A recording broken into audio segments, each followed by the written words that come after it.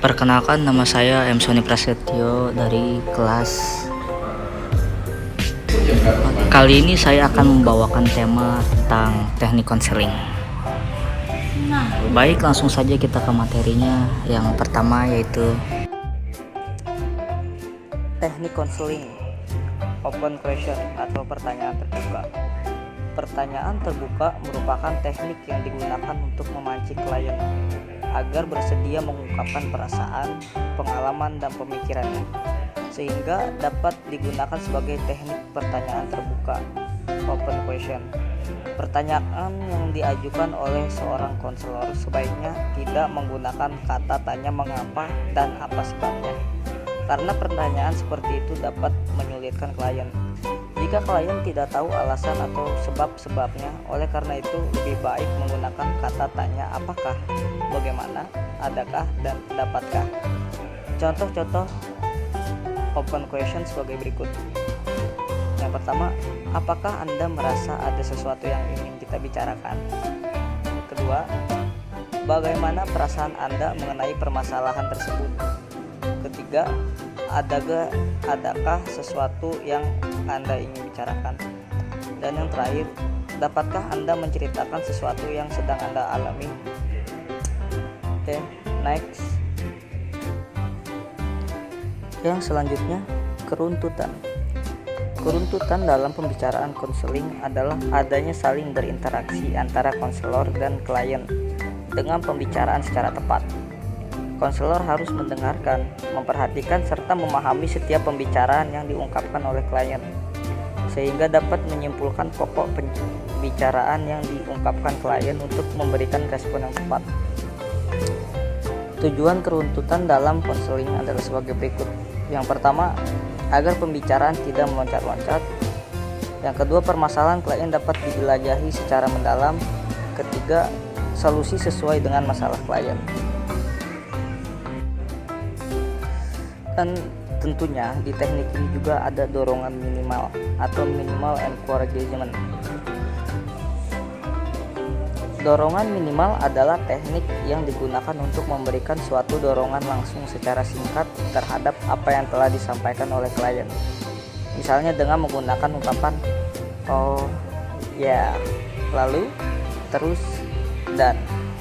Tujuan minimal adalah sebagai berikut. Yang pertama, agar klien terus berbicara dan dapat mengarah agar pembicaraan mencapai tujuan.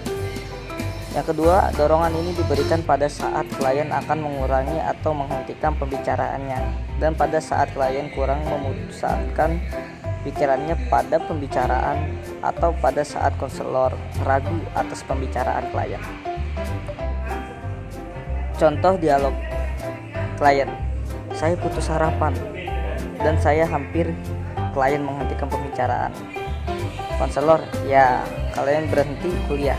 Konselor, lalu klien menjawab, saya merasa bimbang. Lalu jawab konselor, terus, dan jawab klien lagi, saya tidak tahu apa yang harus saya lakukan. Konselor, dan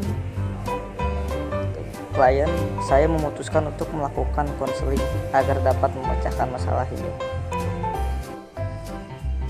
Selanjutnya, close question atau pertanyaan tertutup.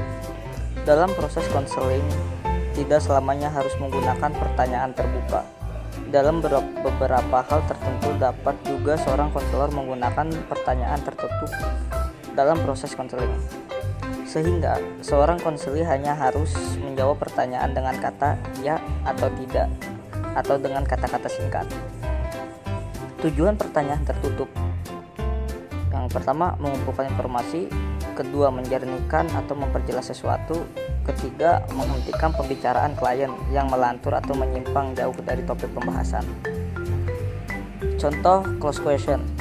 Klien, saya sudah berusaha semaksimal mungkin menjadi anak yang berbakti terhadap orang tua. Konselor, apakah Anda sudah berusaha semaksimal mungkin?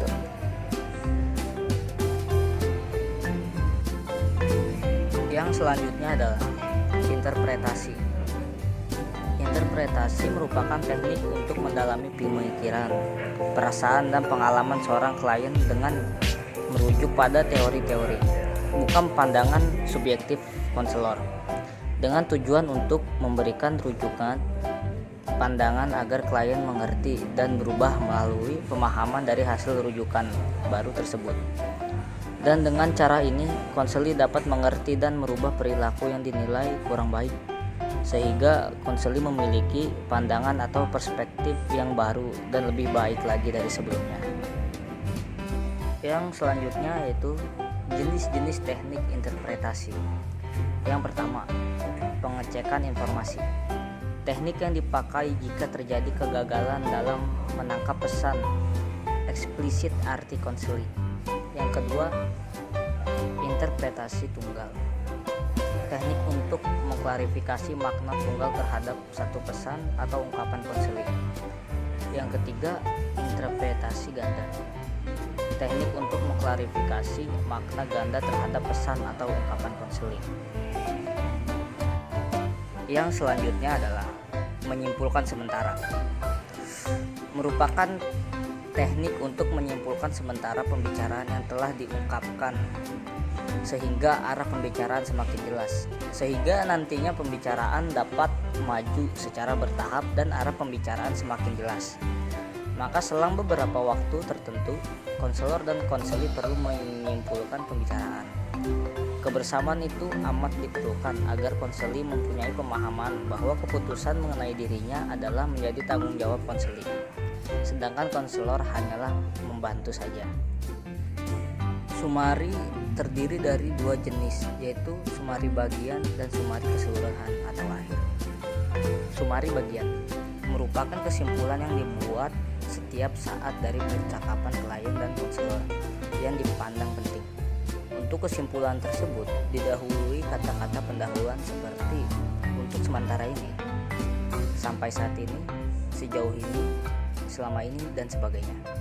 Dan summary akhir merupakan simpulan yang dibuat pada akhir komunikasi konseling sebagai kesimpulan keseluruhan pembicaraan, serta kesimpulan akhir tersebut didahului oleh kata-kata pendahuluan seperti kesimpulan akhir sebagai puncak pembicaraan kita dan sebagainya.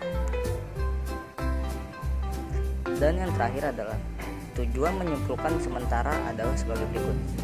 Yang pertama, untuk memberikan kesempatan kepada klien untuk mengambil pandangan kembali dari hal-hal yang telah dibicarakan. Yang kedua, menyimpulkan kemajuan hasil pembicaraan secara bertahap.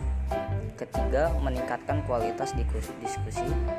Dan keempat, mempertajam fokus pada wawancara konseling. Baik, sekian, terima kasih untuk pemaparan teknik-teknik dalam konseling. Semoga bermanfaat.